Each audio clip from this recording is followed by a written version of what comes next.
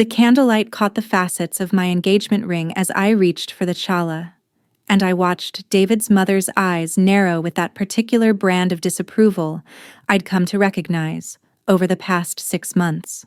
She said something in rapid Hebrew to David, her tone making it clear she wasn't complimenting my choice of dress for Shabbat dinner.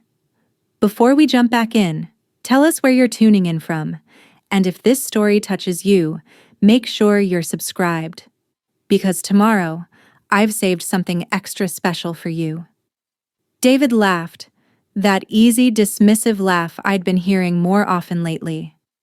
He responded in Hebrew, gesturing toward me with his wine glass, and suddenly his father, his brother Eli, and his sister-in-law Rachel were all chuckling too. The only person not laughing was David's grandmother, Savta Miriam, who sat at the far end of the table watching me with those sharp, all-knowing eyes. "What's so funny?" I asked, forcing my voice to stay light and curious rather than hurt. I was good at that, the accommodating girlfriend, now fiancé, always willing to be the outsider looking in. "Nothing, babe," David said, switching back to English with that patronizing gentleness that made my skin crawl. "My mom was just saying how American your style is."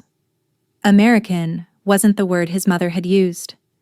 I'd been taking private Hebrew lessons for 4 months now, lessons David didn't know about, and I'd caught enough to understand that the actual word was BSYSI, basic, followed by something about costume jewelry and no real taste. The irony was so profound I had to bite the inside of my cheek to keep from smiling. "Oh," I said softly, looking down at my plate. "I'm sorry if my outfit isn't appropriate." "It's fine," David's mother Leah said in heavily accented English, "is just different. In Tel Aviv, women dress with more, how you say, sophistication."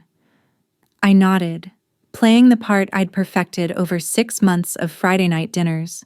The quiet American girl who'd somehow captured their golden boy's attention.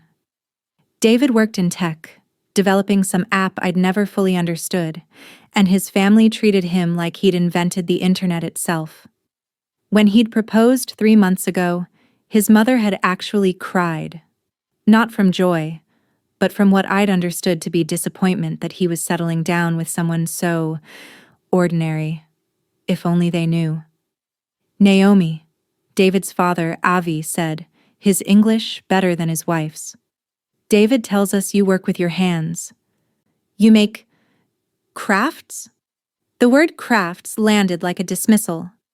I watched David, waiting to see if he'd correct his father, if he'd tell them the truth about what I actually did. But he just reached for more brisket, avoiding my eyes. "I make jewelry," I said simply. "Ah, jewelry." Leah brightened slightly. "Like beads?" "My neighbor, she does this too. Sells at the market on Dizengoff." "Something like that," I murmured. Rachel, Eli's wife, leaned forward.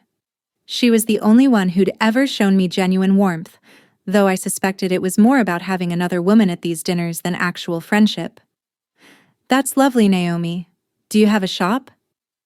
"I mostly work through commissions," I said carefully. "Private clients." David snorted softly, and I saw him exchange a look with Eli. More Hebrew followed, low and quick.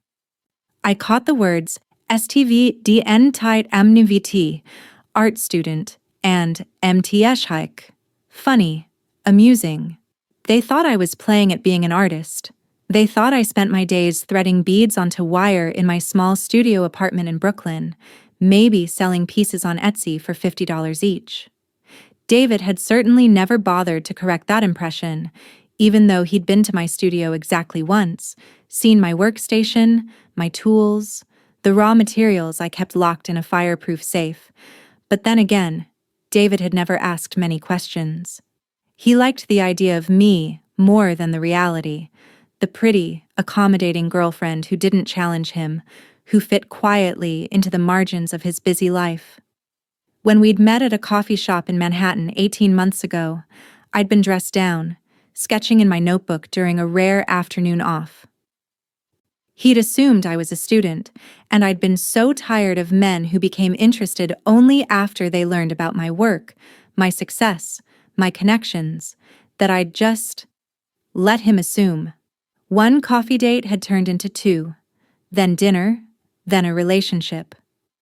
And somewhere along the way, it became easier to just be Naomi the jewelry hobbyist, rather than Naomi Chen, the designer whose pieces had been featured in Vogue, whose custom work was worn by 3 different members of the Israeli Knesset, whose upcoming collection would debut at Tel Aviv Fashion Week in exactly 2 weeks. Tel Aviv Fashion Week, where I'd been invited as one of 12 international designers, where my collection, Sabra, inspired by the Hebrew word for a native-born Israeli, prickly on the outside, sweet within, would showcase 18 months of intensive work, research, and collaboration with Israeli artisans, where the exhibition would be held at the old Tel Aviv port, with press coverage from Haaretz, Winnet, and at least a dozen international fashion publications, where David's entire family would be in attendance because Leah had mentioned just last week that they'd bought tickets to the opening night gala, because it was the social event of the season, because being seen there mattered to them. They just didn't know they'd be seeing me.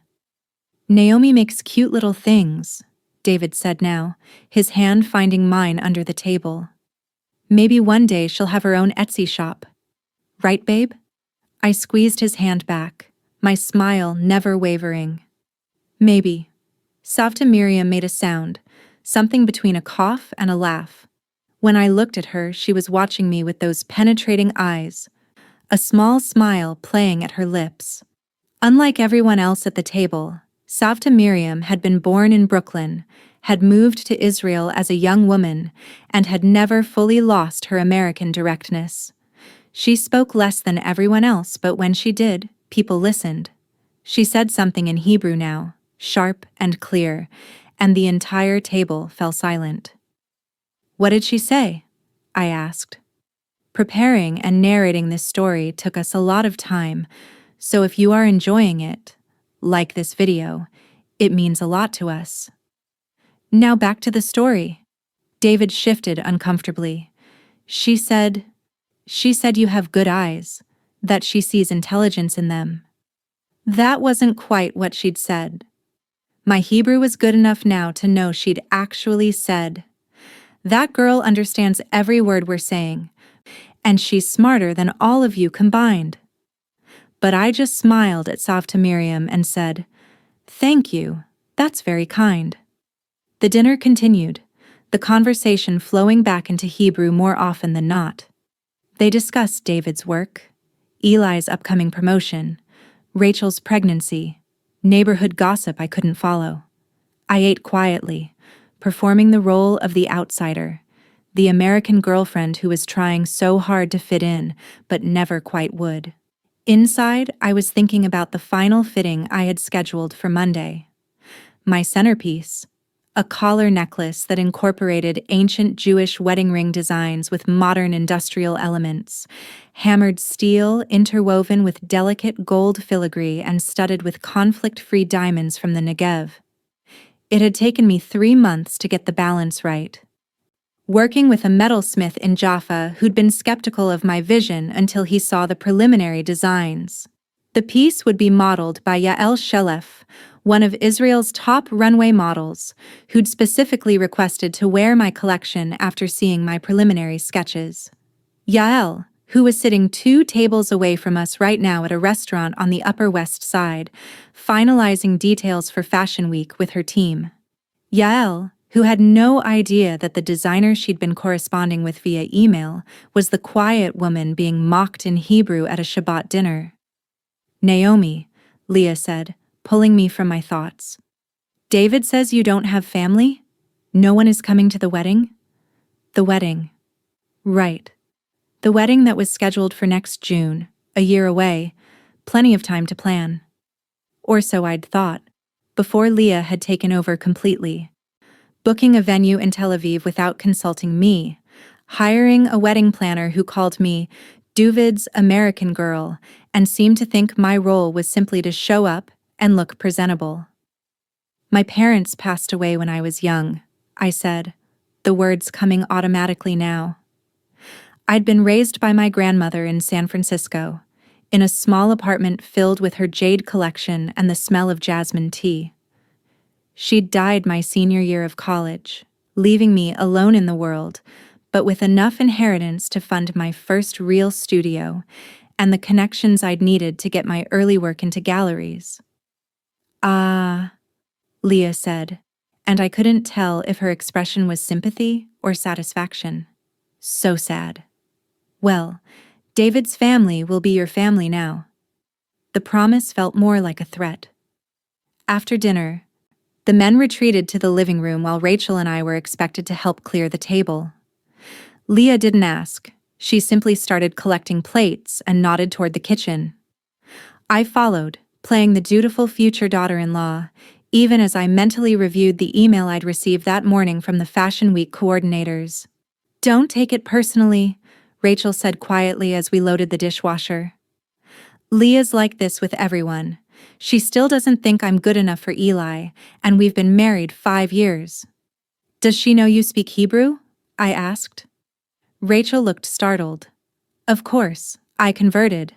Learned the language, the customs, everything." "And she still doesn't think you're good enough?"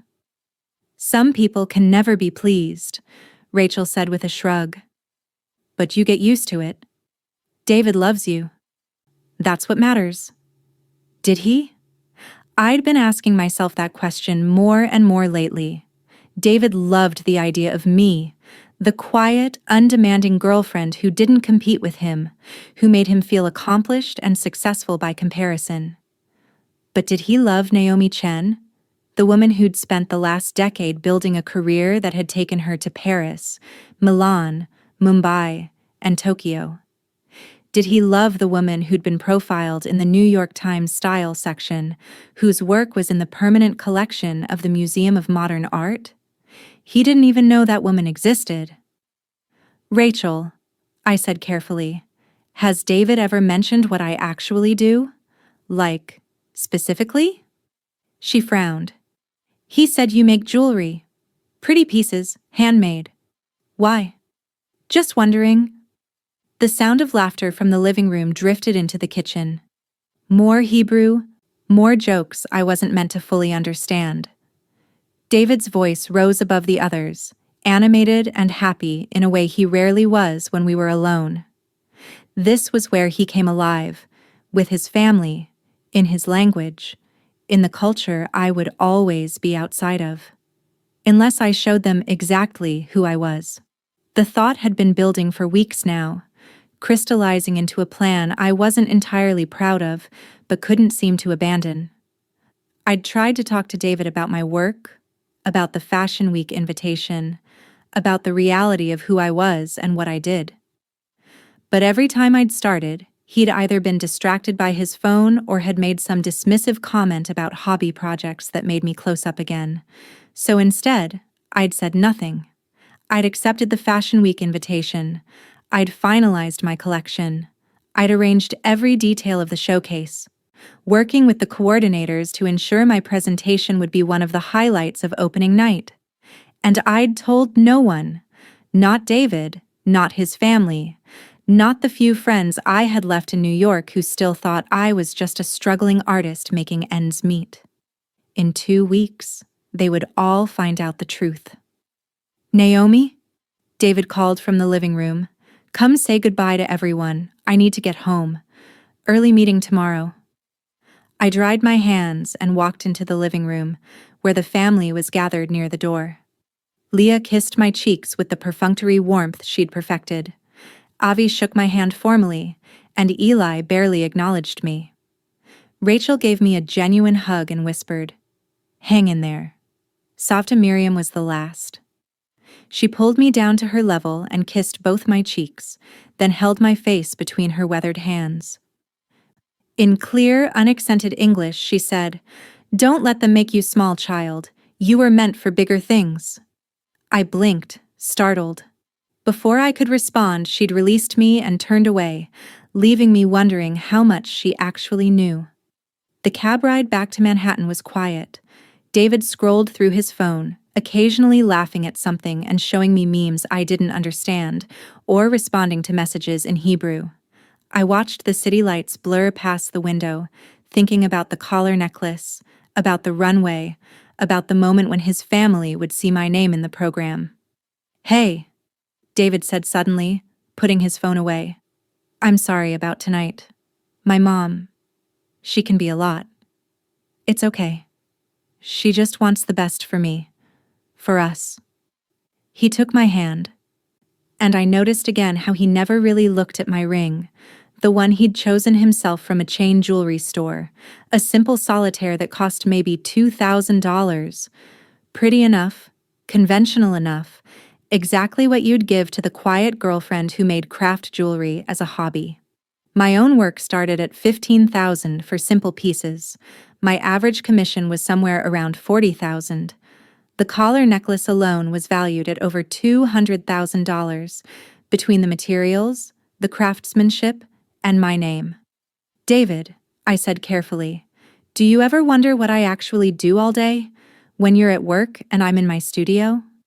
He smiled indulgently. "You make your jewelry, you work on your pieces, maybe meet with your crafting friends?" "My crafting friends?" "Yeah. I think it's great that you have a hobby you're passionate about. Not everyone needs to have some high-powered career. Some people just create for the joy of it." There it was, the fundamental misunderstanding that had been the foundation of our entire relationship. David had never asked because he'd already decided who I was, and I'd let him, too tired and too wary of men who wanted me for my success to correct his assumptions. "What if I told you," I said slowly, "that I'm not just a hobbyist? That I'm actually—" "Babe," he interrupted, his attention already back on his phone. "Can we not do this tonight? I'm exhausted, and I have that meeting at 8. We can talk about your jewelry stuff this weekend, okay?" I closed my mouth and turned back to the window. In 2 weeks, we wouldn't need to talk about it at all. The cab dropped David off first at his apartment in the East Village. He'd wanted to keep our own places until we were married. Something about maintaining independence that I'd initially appreciated, but now recognized as his way of keeping me compartmentalized. Then the driver took me to my place in Dumbo, a converted warehouse loft that I'd bought 3 years ago, when the area was still transitioning. As soon as I was inside, I dropped the persona like a heavy coat. I kicked off the modest heels I'd worn to dinner, unzipped the simple dress Leah had deemed too American, and walked to my real workspace. The studio took up the entire back half of my loft, with floor-to-ceiling windows that looked out over the East River and the Manhattan skyline beyond. My workbenches were covered with tools, sketches, and works in progress. Locked cabinets held precious metals and stones. A fireproof safe contained my most valuable materials and finished pieces waiting for client pickup.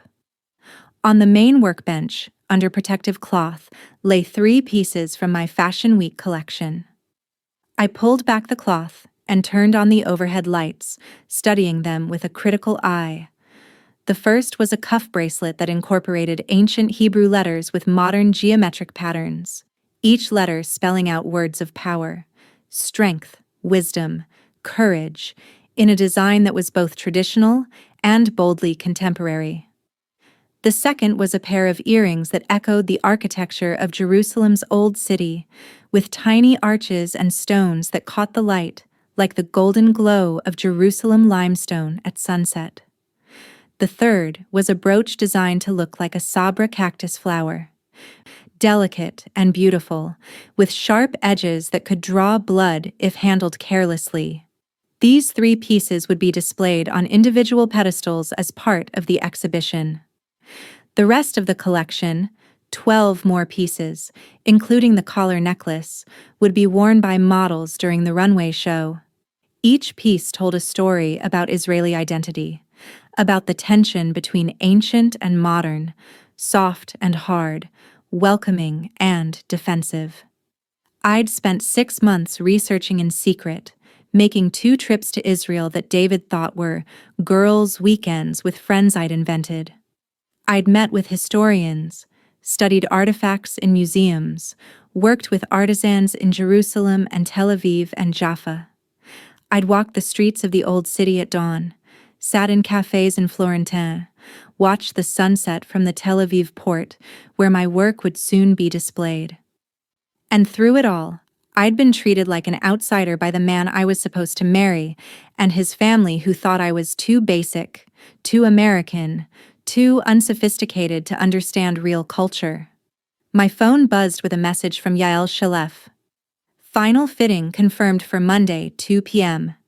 Can't wait to see the complete collection. This is going to be incredible. Another message came through, this one from the Fashion Week coordinator. Press list finalized. We have confirmed attendance from Haaretz, Ynet, Jerusalem Post, Vogue, Elle, and at least 15 international publications. Your showcase is already generating significant buzz. The preview images you sent are causing quite a stir in the fashion community. I smiled, pouring myself a glass of wine, not the sweet Manischewitz from dinner, but a nice California Cabernet from a winery my grandmother had loved. I sat at my desk and opened my laptop, pulling up the Fashion Week website where designers' names were listed alphabetically. There it was, between a French couture designer and a Japanese minimalist. Naomi Chen, jewelry design, New York or San Francisco. No mention of being engaged to David Levinson. No mention of the quiet Friday night dinners or the patient acceptance of casual dismissal. Just my name, my work, and the life I'd built entirely on my own terms. The opening night gala was in exactly 14 days.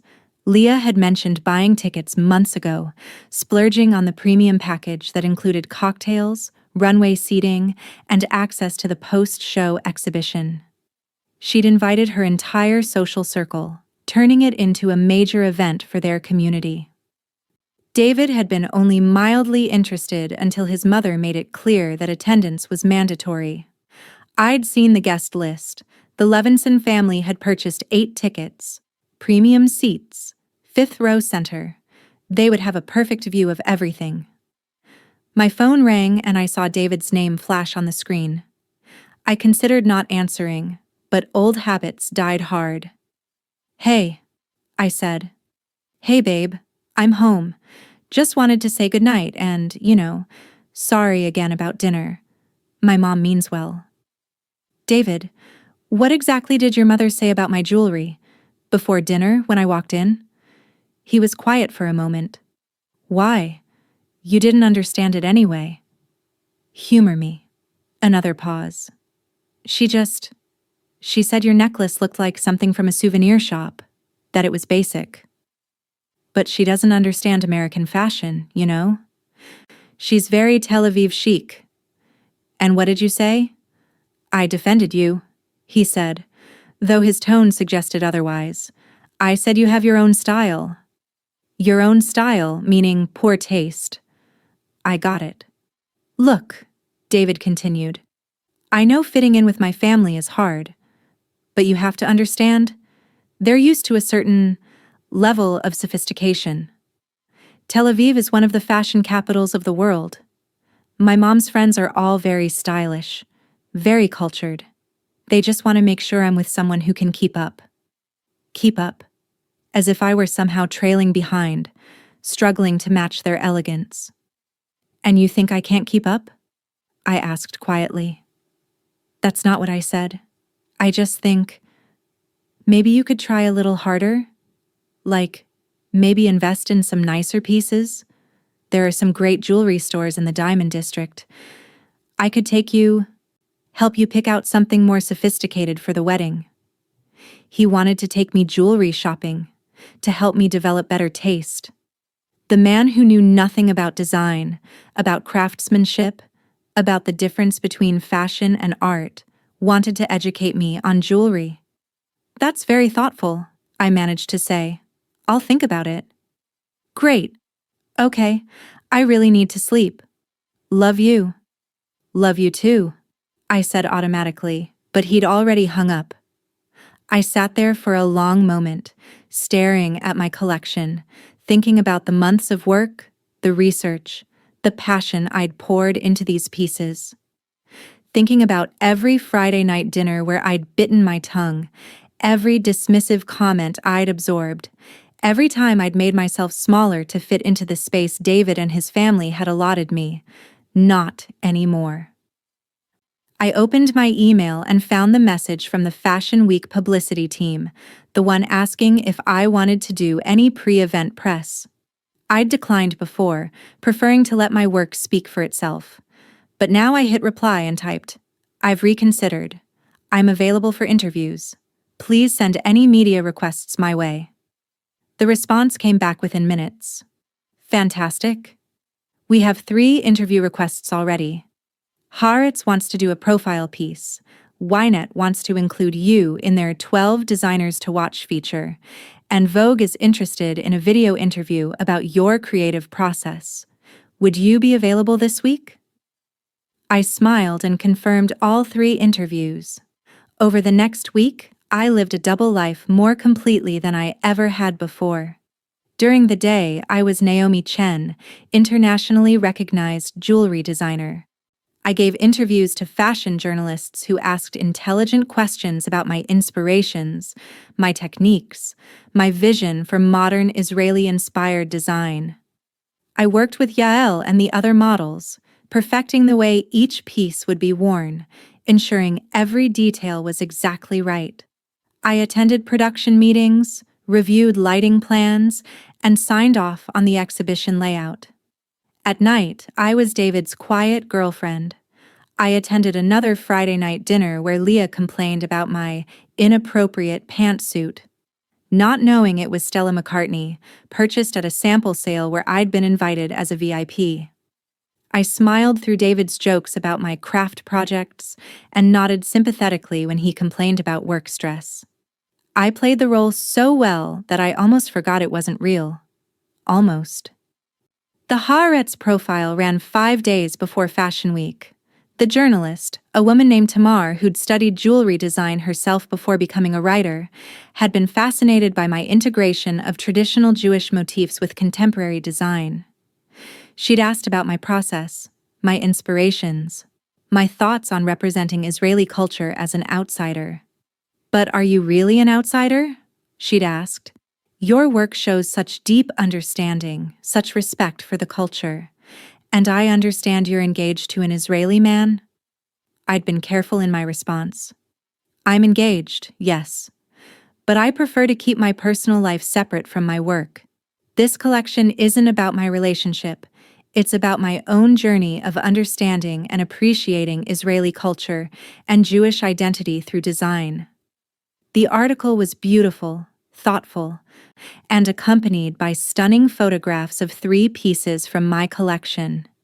It ran on the front page of the art section, with a teaser on the main page. "American designer brings fresh perspective to Israeli identity through bold jewelry collection." David didn't read Haaretz. Neither did most of his family, preferring the more sensationalist Ynet or the English-language Jerusalem Post. But some people did, and I knew word would spread. It started with a message from Rachel. "Naomi, did you see this article? Is this you?" I'd been expecting that message. Rachel was the only one who might actually read the art section, who might recognize my work from the photos. "Yes," I replied simply. "Holy shit. Holy shit. Does David know?" "Not yet." "Naomi, this is huge. Fashion Week is in 4 days. They bought tickets. They're all going." "I know." 3 dots appeared and disappeared several times before her next message came through. "This is going to be insane. I mean, I'm here for it, but this is going to be insane." I smiled and didn't respond. 2 days before Fashion Week, the Vogue video interview went live. It was a longer piece, 12 minutes of me discussing my collection, showing some of my process, talking about the research I'd done in Israel. The interviewer had asked about my engagement ring, clearly noticing the contrast between the simple solitaire and the elaborate pieces I created. "This was a gift from my fiancé," I'd said, holding up my hand. "It represents his taste, his choice, but my work represents mine." The video ended with a shot of the collar necklace, displayed against black velvet, every detail sharp and clear. The caption read, "Naomi Chen's Sabra collection debuts at Tel Aviv Fashion Week opening night, March 14th. Don't miss it." That video got 300,000 views in the first 24 hours. David called me that evening, his voice tight. "Babe, my mom's friend just sent her a video. Is this you?" "Here we go," I thought. "Yes," I said calmly. "That's me." Silence. Then, "You're in Vogue? You're showing at Fashion Week?" "Yes." But you said you make jewelry as a hobby. You said you work with private clients. You never asked," I interrupted gently. "David, you never once asked me about the details of my work. You decided what I did, and I let you believe it." "You let me believe." "Naomi, what the hell? This is insane. You're famous? You're like actually famous?" "I'm successful in my field, yes." "Your field? Jesus Christ. My mom is freaking out. She's calling everyone she knows. They all bought tickets to this thing, and now you're going to be there? As a designer? One of the designers?" "I tried to tell you," I said, which wasn't entirely true, but also wasn't entirely false. "Multiple times. You weren't interested in the details." "I wasn't. Naomi, you don't hide something like this. You don't just casually forget to mention that you're a successful jewelry designer who shows at Fashion Week." "I didn't forget. You assumed, and I stopped correcting you." Another long silence. "Is this why you've been acting weird? Is this some kind of revenge thing because my family teased you?" "Teased. That's what he called it." "No," I said honestly. "I accepted the Fashion Week invitation 6 months ago, long before most of those dinners. This isn't about revenge. It's about finally being honest about who I am." "Who you are?" "Right. So who the hell are you, Naomi? Because the person I thought I knew apparently doesn't exist." "That person never existed, David. You created her in your mind, and I was too tired to fight against it. But this work, this collection, this career, this is who I've always been. This is who I was before I met you, and who I'll be after." "After? What's that supposed to mean?" I looked around my studio, at the life I'd built, at the collection that would debut in 2 days. "It means we should probably talk. Really talk. After the show." "After the show?" he repeated. "Right. Because that won't be humiliating at all. Having my entire family find out that my supposedly struggling artist girlfriend is actually some big-shot designer they've been mocking for months. I imagine it will be quite educational for everyone involved," I said. He hung up without saying goodbye. I sat in the quiet of my studio and felt lighter. The secret was out, or at least beginning to spill into the open. In 2 days, it would be completely revealed. David's family would attend Fashion Week expecting a pleasant evening of culture and fashion. Instead, they would watch me, basic, unsophisticated, American me, present a collection that had already generated buzz in international fashion circles. They would see my name in the program. They would watch my pieces on the runway. They would read my bio, see my credentials, understand exactly who they'd been dismissing at Friday night dinners. And David would have to decide if he could love the real me, or if he'd only ever loved the diminished version he'd created. My phone buzzed with another message from Rachel. "So I just got off the phone with Leah. She's in crisis mode, half angry, half impressed, fully confused. This is the most dramatic thing to happen to this family since Eli's first wife left him for the yoga instructor." I laughed despite myself and typed back, "Should I be worried? Honestly, I think you're about to become either the family hero or the family villain. No in between. But Naomi? That collar necklace in the video? It's stunning. Absolutely stunning. I'm proud of you for not staying small." That message meant more than she probably knew. I'd spent so long making myself fit into spaces that weren't designed for me, bending and compressing until I almost forgot my own shape. But art doesn't bend. Creation doesn't compress. You either honor it or you destroy it. And I'd finally chosen honor. The next day was a blur of final preparations. I met with the Fashion Week team to review the runway lineup, confirmed that all 15 pieces had arrived safely and were secured in the Fashion Week vault, and did a final walkthrough of the exhibition space where the non-runway pieces would be displayed. The coordinator, a sharp woman named Dahlia, pulled me aside. "I've been doing this for 15 years, she said. "And I have to tell you, your collection is generating more pre-show buzz than anything we've had in the last 5 years. The waiting list for tickets is over 300 people. We're getting calls from collectors asking about purchase options. This is going to be huge for you." "Thank you," I said. "I just hope the work speaks for itself." "Oh, it does. Trust me, it does." That evening, I received a delivery at my apartment, a massive bouquet of flowers with a card that read, "To the woman I never really knew. Let's fix that. D." It was a start. Not enough, not yet, but a start. I called him. "Thank you for the flowers." "Naomi," he said, and his voice was different, uncertain, humbled. "I'm sorry. I'm really, really sorry. I should have asked. I should have been interested. I should have seen you." "Yes," I agreed. "You should have." Can we talk after the show? Really talk?" "Yes." "But David? You need to know that I'm not going to apologize for who I am or what I've achieved. I'm not going to make myself smaller to make you more comfortable." "I don't want you to," he said, and I almost believed him. "I want to know the real you. All of it. Even the parts that are more successful than you, even the parts that don't need you." He was quiet for a moment. "Especially those parts." We agreed to meet for dinner the night after Fashion Week. Just the two of us. No family, no distractions. A real conversation about whether we had a real future. But first, I had a show to put on. The night before opening night, I barely slept. I kept thinking about Savta Miriam's words. "Don't let them make you small." She'd known somehow, had seen past the role I was playing to the person underneath.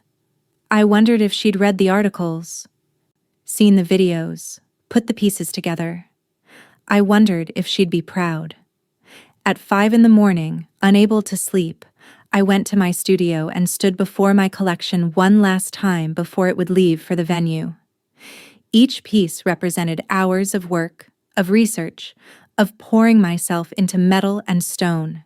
They were my truest self, made tangible. "Tomorrow," I said to the empty room, "everyone will know." And I was ready. Opening night of Tel Aviv Fashion Week arrived with the kind of perfect Mediterranean weather that felt almost scripted. Warm sunshine giving way to a golden sunset as guests began arriving at the old Tel Aviv port.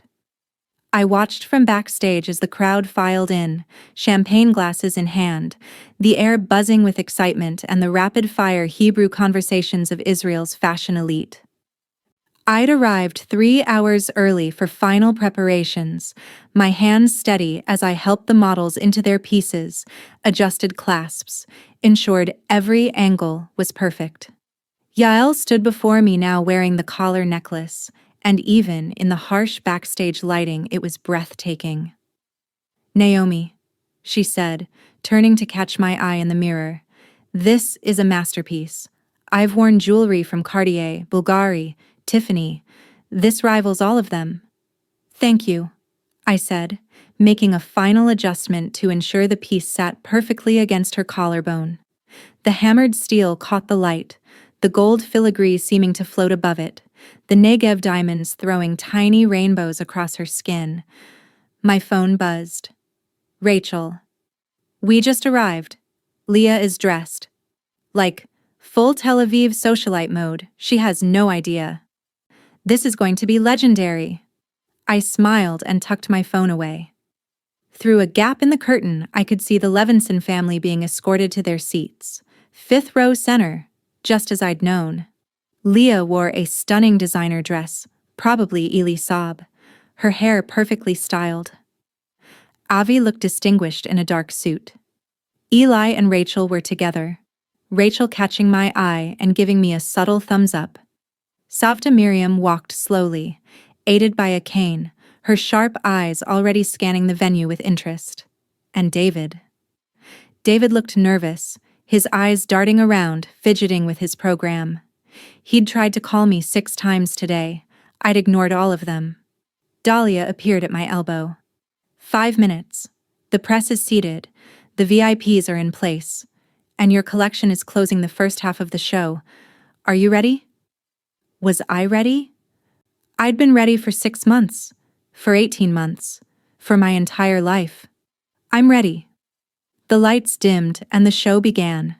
I watched from the wings as other designers' collections strutted down the runway.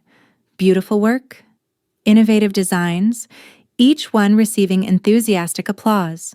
The audience was engaged, appreciative, exactly the kind of crowd that understood fashion as art. Then came the announcement I'd been waiting for. Ladies and gentlemen, the announcer said in Hebrew, then repeated in English, we now present the work of Naomi Chen, internationally acclaimed jewelry designer from New York and San Francisco. Her collection, Sabra, explores the duality of Israeli identity, the protective exterior and the sweet interior, through the lens of Jewish historical motifs reimagined for contemporary design. The lights shifted to a deep blue, and the music changed to something that incorporated traditional Middle Eastern instruments with modern electronic beats. My heart was pounding, but my hands were steady.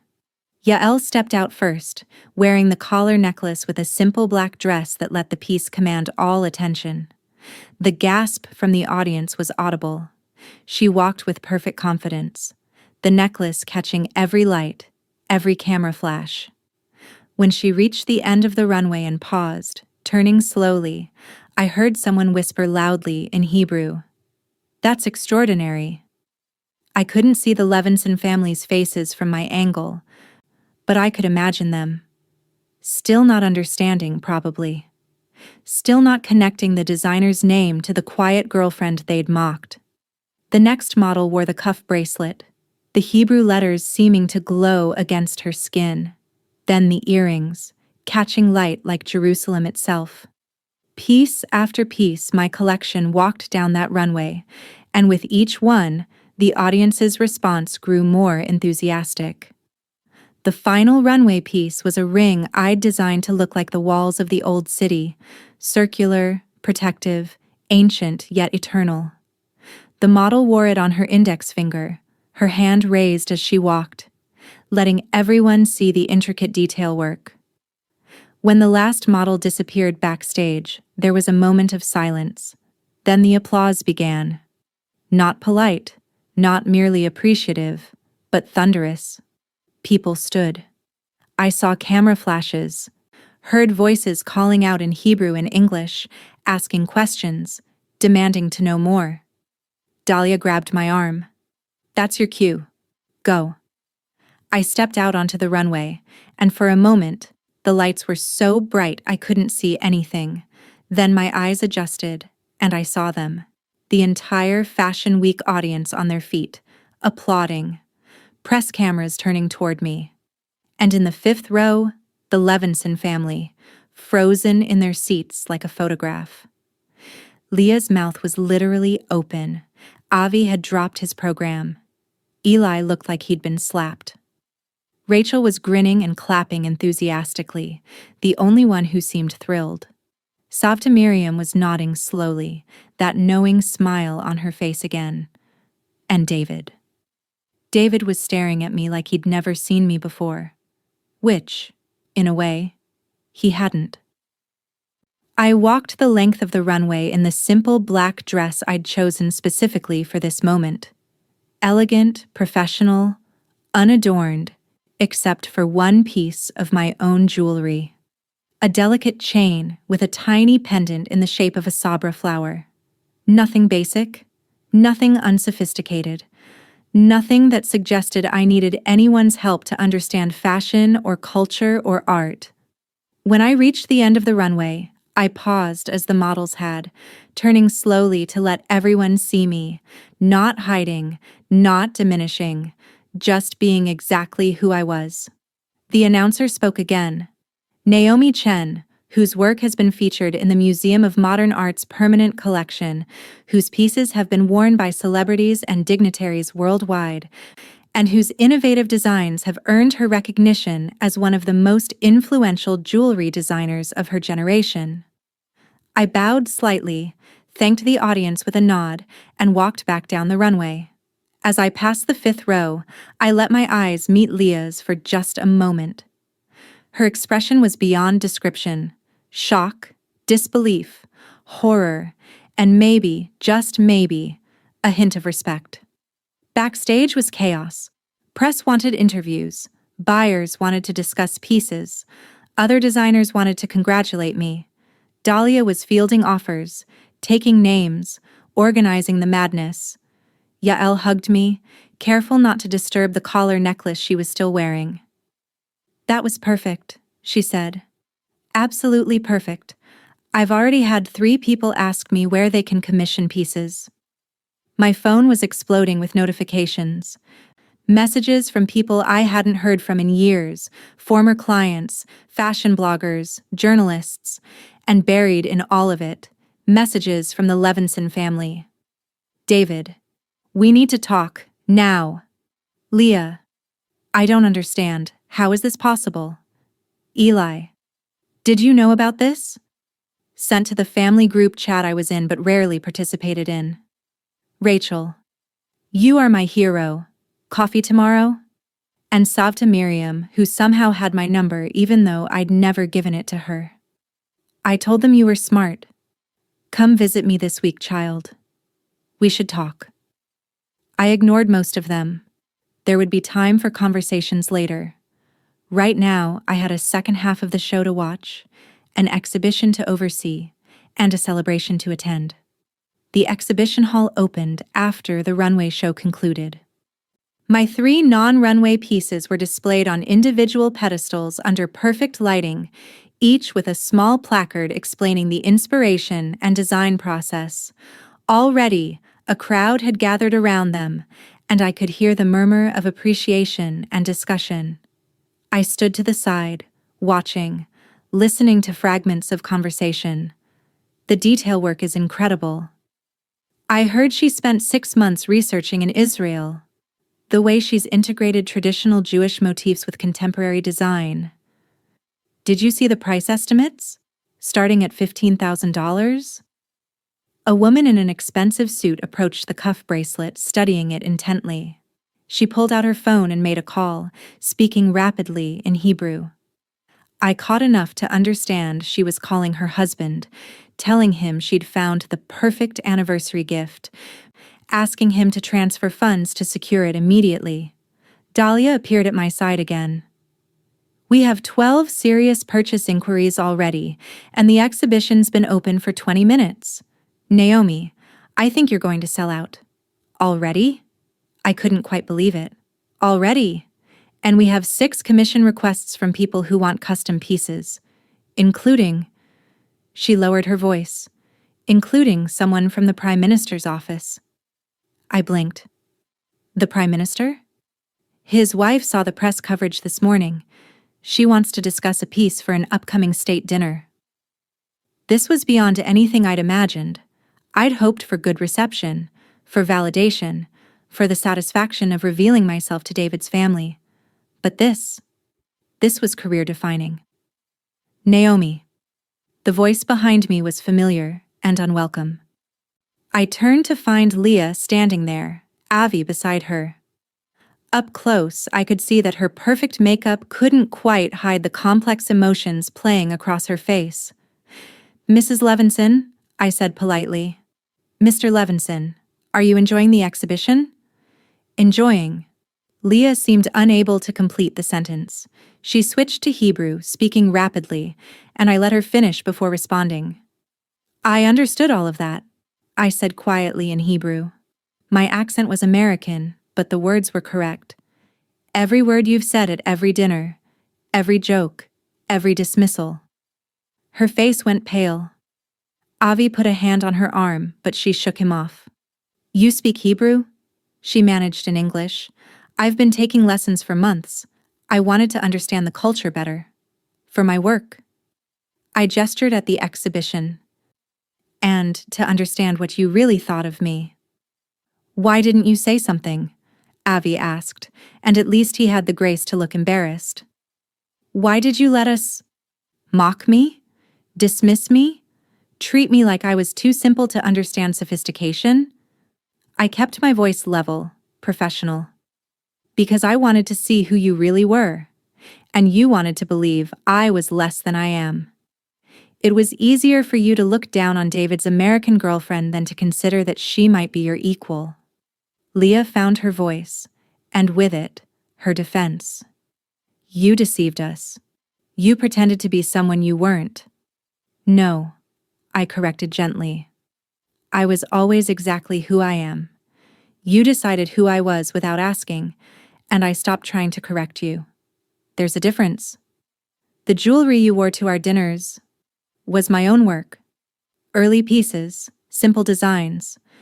I thought you might recognize the quality, might ask questions, but you'd already decided it was basic, so you never looked closely enough to see what was really there." Eli appeared then, looking uncomfortable. "Naomi, listen, we didn't know." "That's the point," I said. "You didn't know because you didn't care to know. You saw what you wanted to see." "And David?" Leah asked sharply. "Does he know? Did you tell him?" "He knows now. He found out 2 days ago." "2 days?" Her voice rose. "You let him come here not knowing? You embarrassed him in front of everyone?" "I embarrassed him?" I felt my calm facade crack slightly. "Mrs. Levinson, with all due respect, your son has spent our entire relationship assuming I was a struggling hobbyist because he never bothered to ask about my actual work. He introduced me to his colleagues as someone who makes cute little things. He offered to take me shopping to improve my taste. Whatever embarrassment he feels now is nothing compared to the embarrassment I've endured at your family dinners for 6 months." "She's right," said a new voice. Savta Miriam had appeared, leaning on her cane, her eyes sharp and clear. She spoke in English, though I knew she could switch to Hebrew whenever she wanted. "You've all been fools. This girl has more talent in her little finger than most people have in their entire body, and you treated her like she was lucky to be tolerated." "Savta," Eli started, but she cut him off with a gesture. "No, I'm old. I can say what I want." She turned to me. "You, Naomi. This collection is beautiful. It shows deep respect for our culture, deep understanding.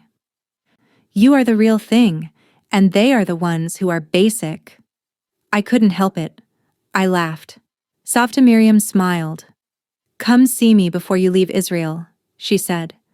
"I want to hear your story properly, and I have some pieces from my grandmother you should see. Real jewelry from the old country. Maybe they will inspire you." "I'd be honored," I said sincerely. She nodded and turned to her family.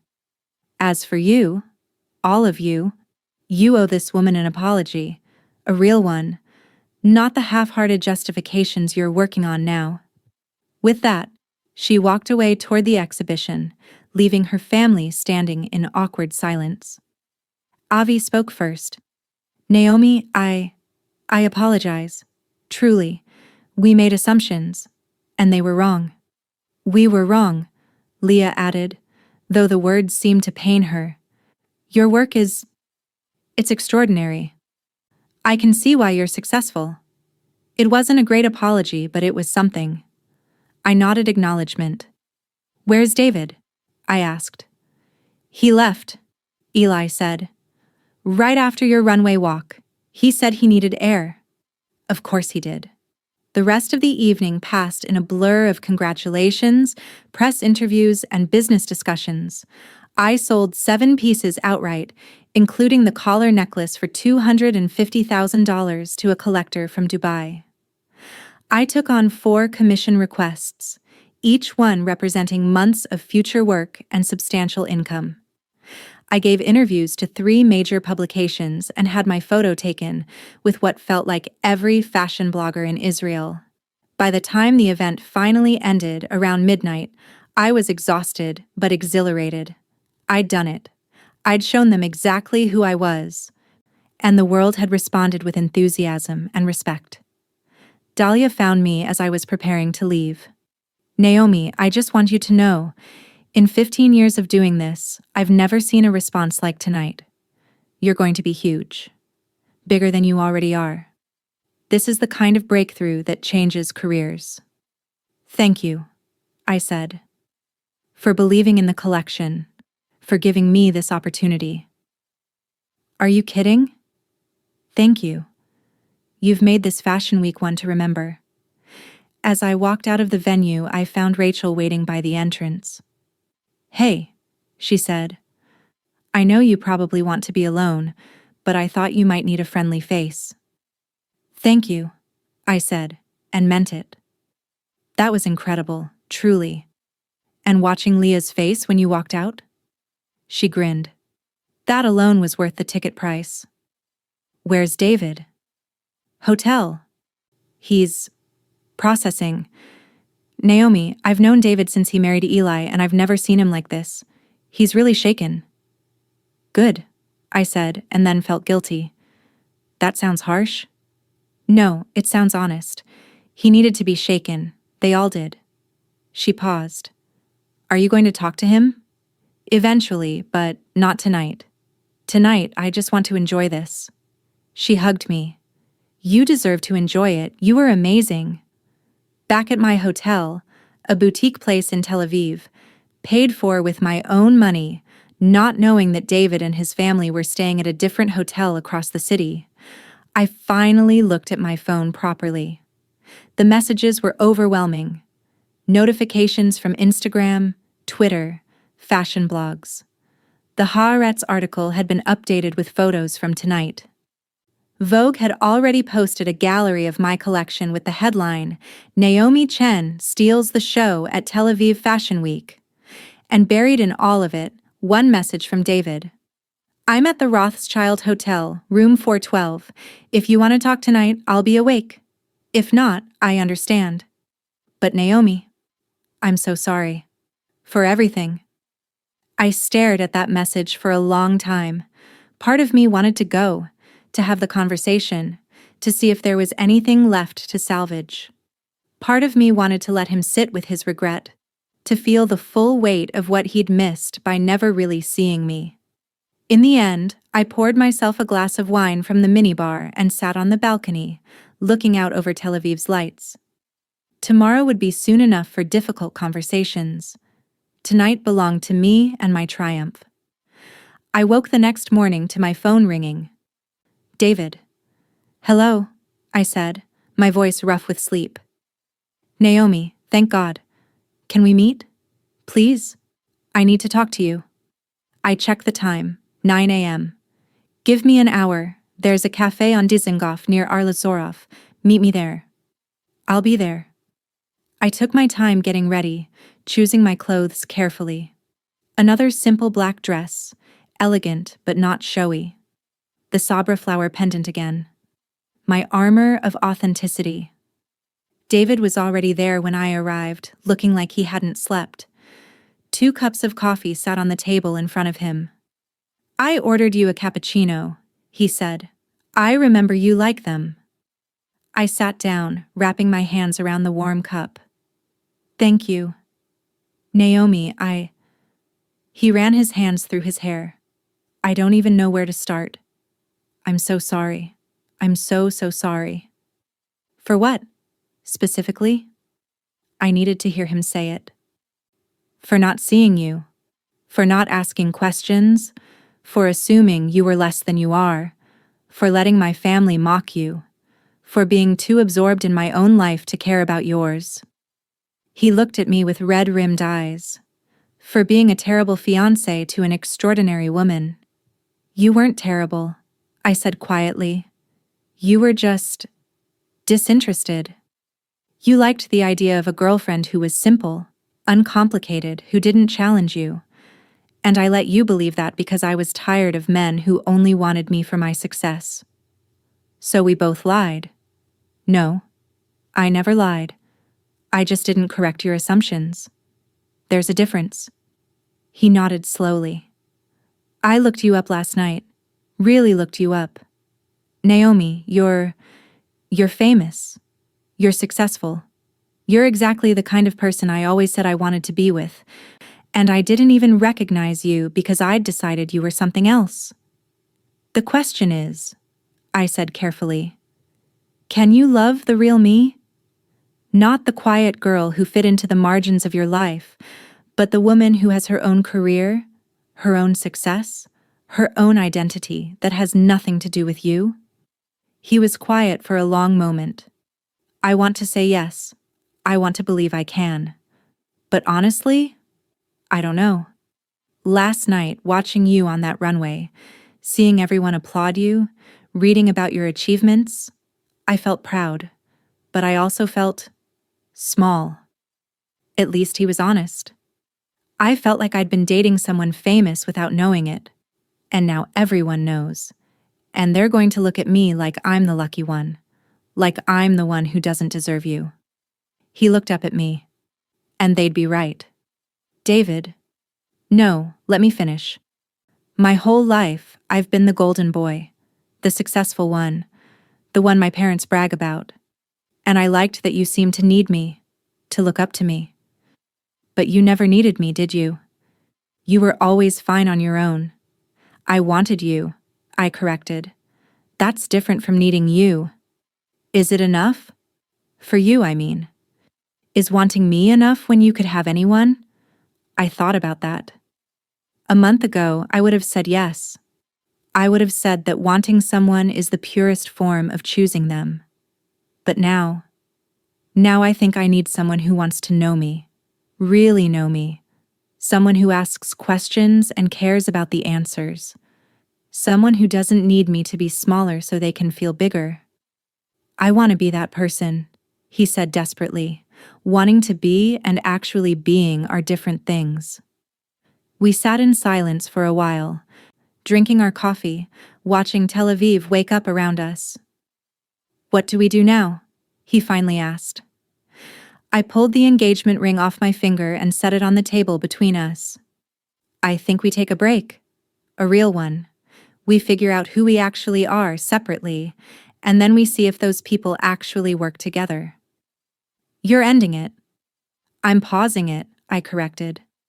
"David, you fell in love with a woman who doesn't exist.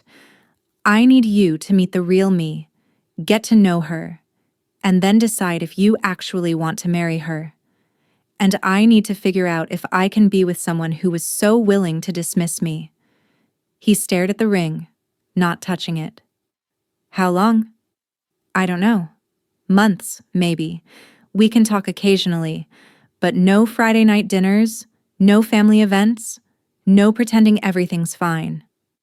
And if after all that, we realize it's not going to work, then at least we'll have been honest with each other. And ourselves."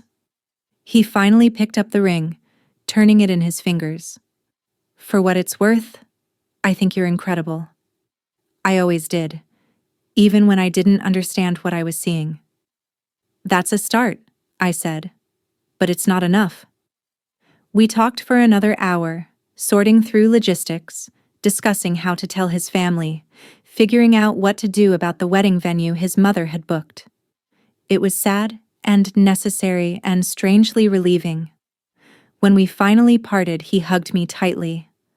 "I hope I get another chance to know you, the real you." I hope so too, I said, and meant it. The rest of my week in Tel Aviv was extraordinary. I met with the Prime Minister's wife and discussed a commission. I had coffee with Savta Miriam, who showed me jewelry from her grandmother and told me stories about Jewish weddings in Brooklyn in the 1950s. I gave more interviews, met with buyers and collectors, and soaked in the success of my collection.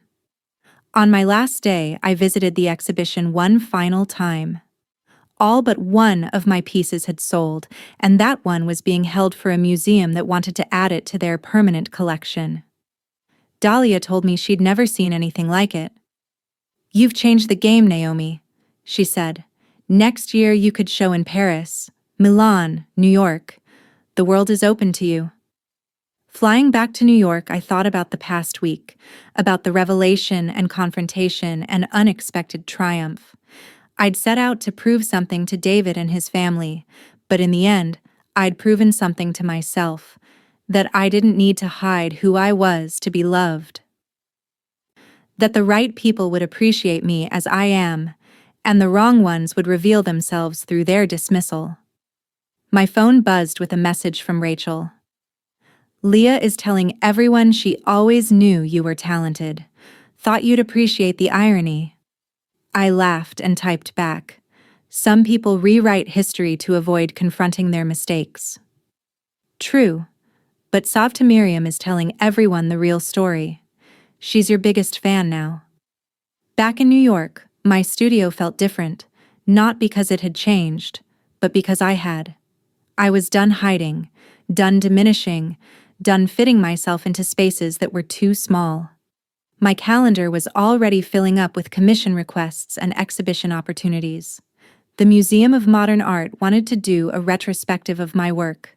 Fashion Week in Paris had sent an invitation for next season. And David and I texted occasionally, surface-level conversations about weather and work.